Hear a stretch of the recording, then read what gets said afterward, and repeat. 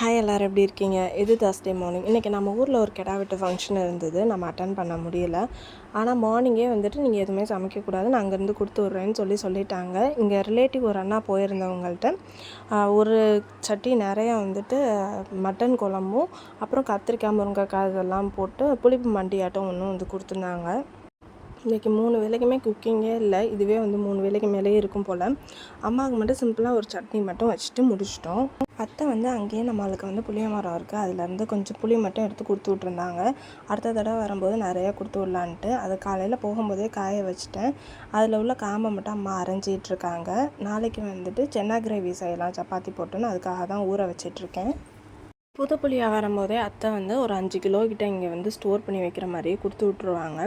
நல்லா அது காம்பெல்லாம் எடுத்துகிட்டு க்ளீன் பண்ணி வச்சுட்டு ஃப்ரிட்ஜில் வச்சிட்டோம் அப்படின்னா கெடாமல் சூப்பராக இருக்கும். இந்த மாதிரி வீடியோஸ்க்கு நம்மளோட சேனலை சப்ஸ்கிரைப் பண்ணிக்கோங்க. நெக்ஸ்ட் வீடியோவில் மீட் பண்ணுறேன்.